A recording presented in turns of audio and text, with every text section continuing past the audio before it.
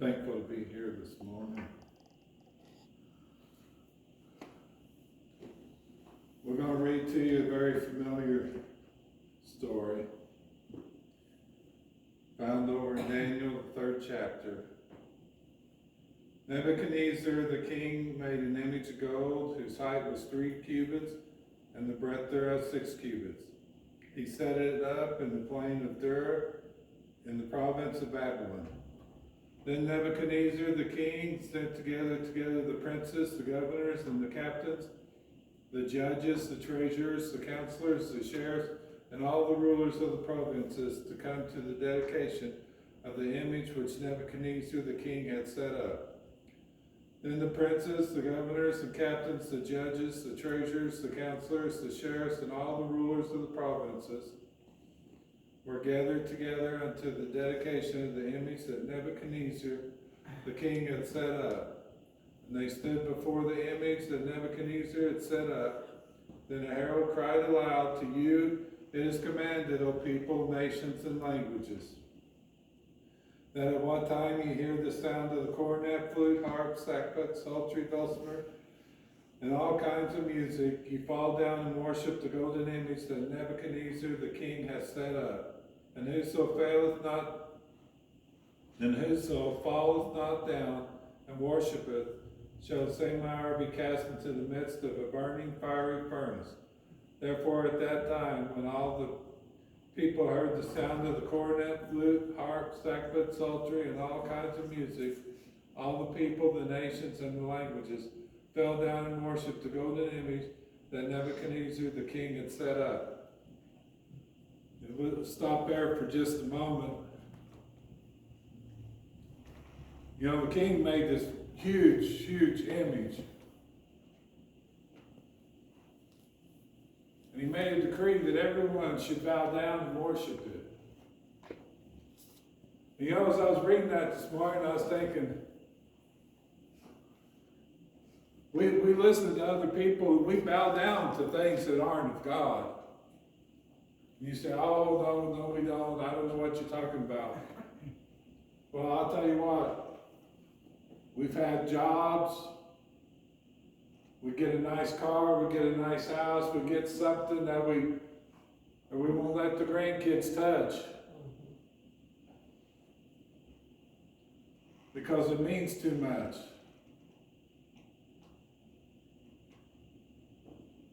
So we're just as bad today as they were, as King Nebuchadnezzar was back then. The only thing is, we're not going to have a fiery furnace that we're going to be thrown into because of worshiping it.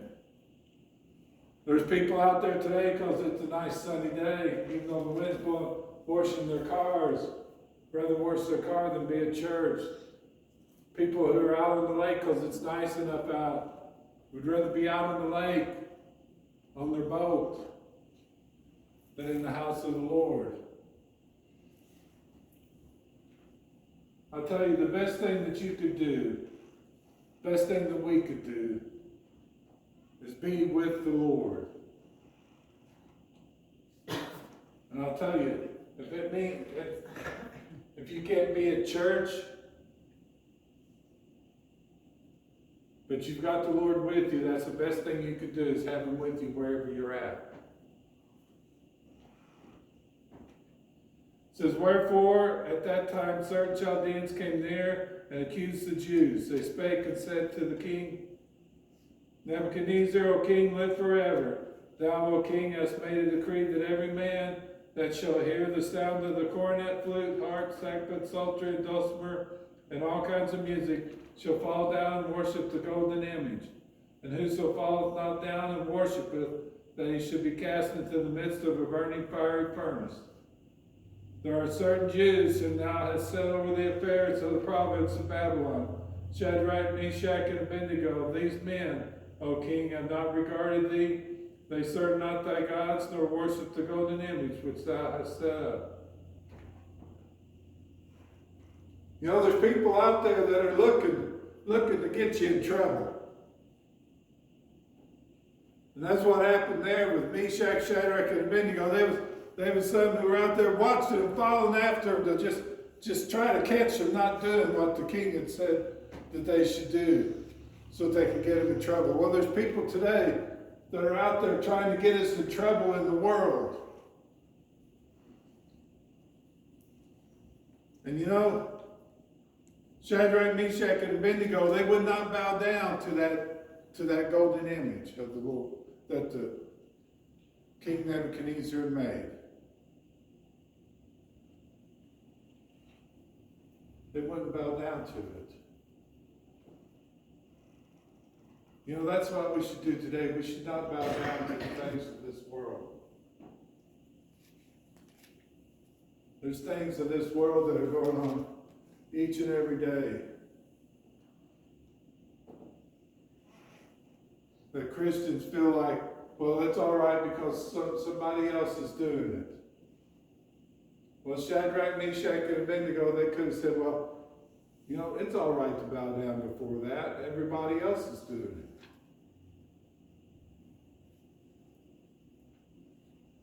But let me ask you this. Who was the ones who were in the right? All those people that were bowing down to the golden image, or the three who refused to? The three who refused to are the ones that were in the right.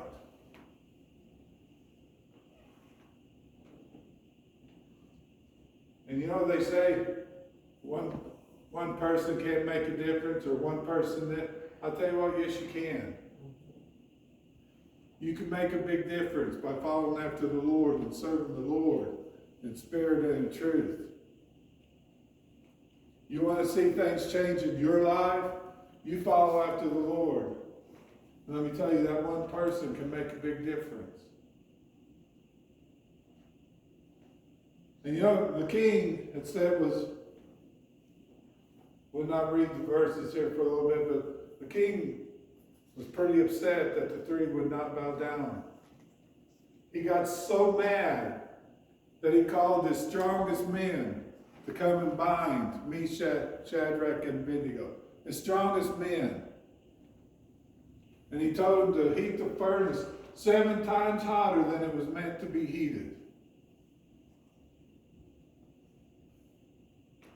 He was bound and determined that he was going to destroy those three. But you know, Meshach, Shadrach, and Abednego,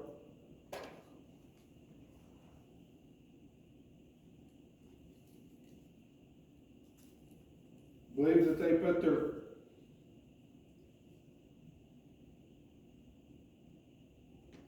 says, but if not, it says, yeah, we got back up. Shadrach, Meshach, and Abednego answered and said to the king, O Nebuchadnezzar, we are not careful to answer thee in this matter. If it be so, our God whom we serve is able to deliver us from the burning fiery furnace, and he will deliver us out of thine hand, O king. But if not, be it known unto thee, O king, that we will not serve thy gods, nor worship thy golden image which thou hast set up.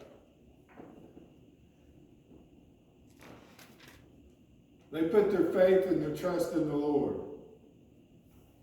If it be the Lord's will that they made it through it, then it was going to be the Lord's will that they made it through the fiery furnace. But if it be not, and they were destroyed, so be it. They were not going to bow down and worship that golden image that the king had made. That's what we need to have today. We need to put our faith, our trust in the Lord, and if it be, so be it, that the Lord will help us through it, he will. But if not, then we'll suffer through it. Shadrach, Meshach, and Abednego were prepared to suffer no matter what the consequences were. But they were putting their faith and their trust in the Lord. And that's what we need to do today. We need to put our faith, our trust in the Lord and him only. Because think about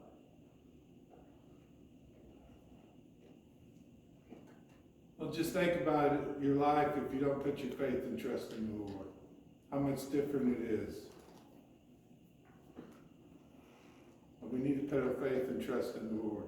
And this is when the king got so mad that he had him tie him. They were bound as tight as they could be. And the furnace was heated as hot as it could get. And let me tell you, the furnace was so hot that when they went to throw Meshach, Shadrach, and Abednego into the fiery furnace, the flames killed the men who were throwing them in there.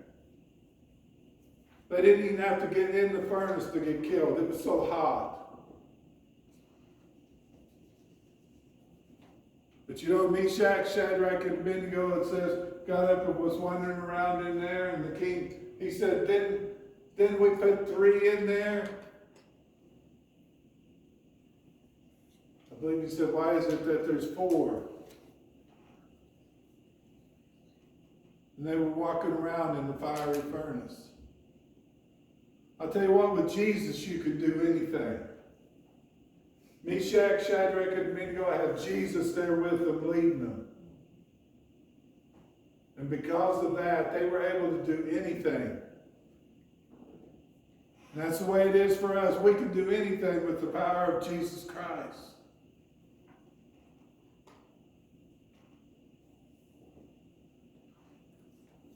You know, Jesus is the reason for everything. You know, Jesus came and he died on the cross for us.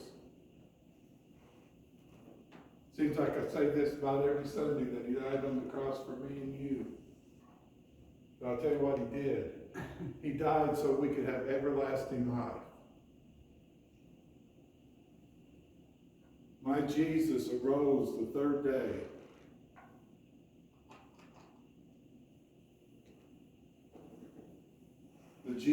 My Jesus was the one who was walking with Meshach, Shadrach, and Abednego.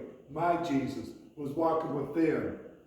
Let's put it in perspective. If you want to know about, this is not just some fable that's being made up. This is talking about 3 men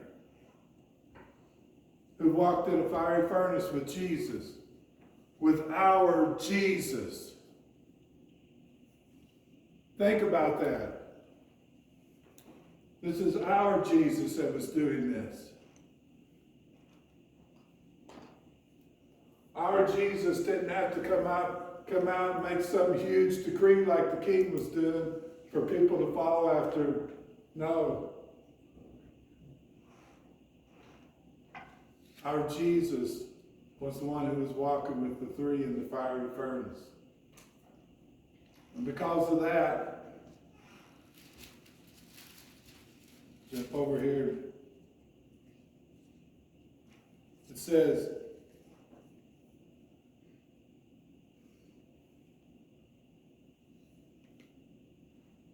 and the princes, governors, and captains of the king's counselors, being gathered together, saw these men upon whose bodies the fire had no power, nor was a hair of their head singed, neither were their coats changed, nor the smell of fire had passed on them.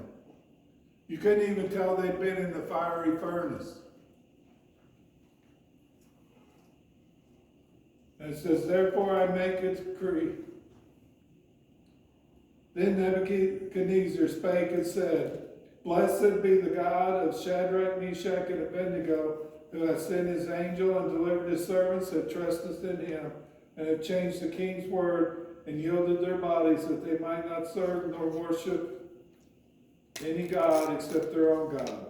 Therefore I make a decree that every people, nation, and language would speak anything amiss against the God of Shadrach, Meshach, and Abednego shall be cut in pieces, and their houses shall be made a dunghill, because there is no other God that can deliver after this sword.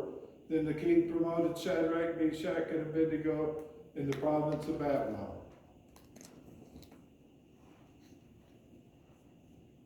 The king was overwhelmed. The king went from having everyone bow down to this golden image to having everyone bow down and worship our King, our Jesus Christ.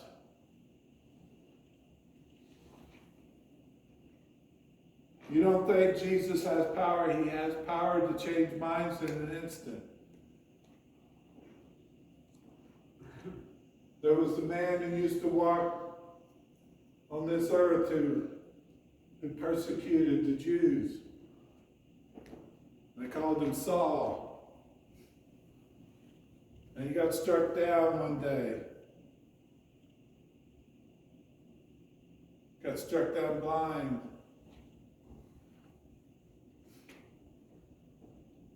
And he changed his heart to following after the Lord because he knew it was the Lord.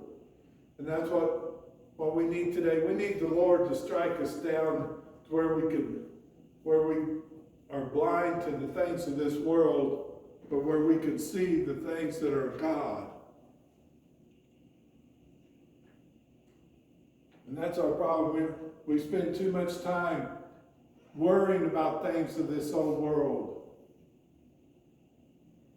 and less time with our heart and our mind on Jesus Christ.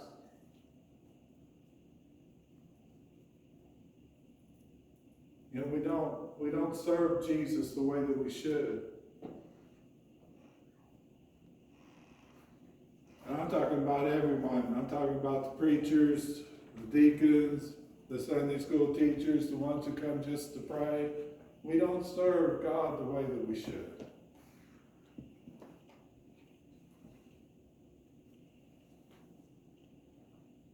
Because the Bible tells us we're supposed to be in prayer constantly, which means we're supposed to be talking to the Lord all the time. I don't know anyone who does that. We're supposed to be serving Him in spirit and in truth all the time.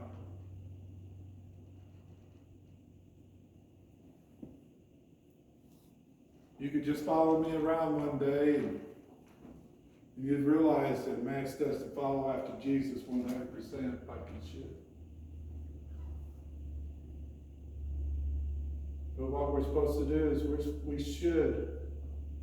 we should follow after Jesus like Shadrach, Meshach, and Abednego did. Where we don't care about what the world thinks.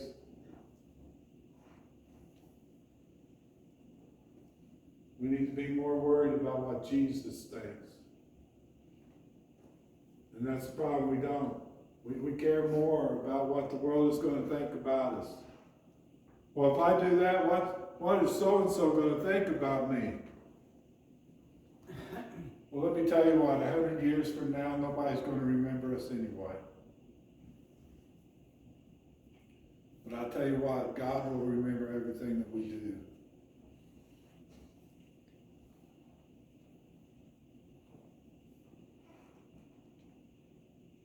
You know, 50 years from now, I won't be around, and 50 years from now, I'll be forgotten.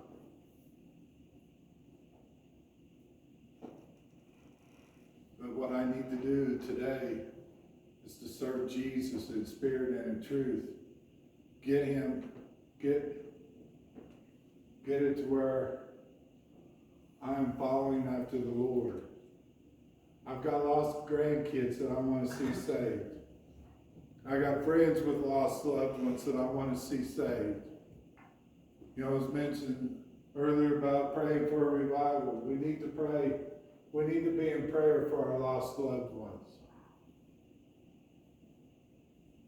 And if the Lord was to send somebody along to this little old church, that would be wonderful. But if the Lord doesn't send anybody to come and hold a revival, it's up to us. It's up to us as the church to be praying for those lost loved ones. It's up to us as the church to be serving the Lord. It's up to us as a church to do what God would have us to do.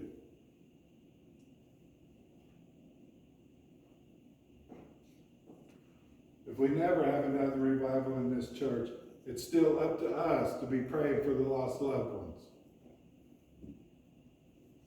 Or we could have 2 or 3 revivals a year, who knows? It's all up to the Lord. And we need to put our faith and our trust in Him.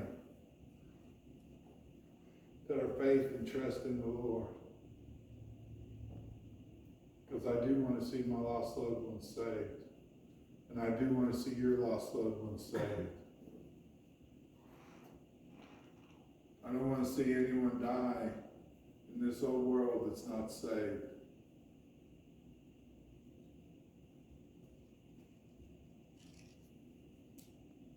I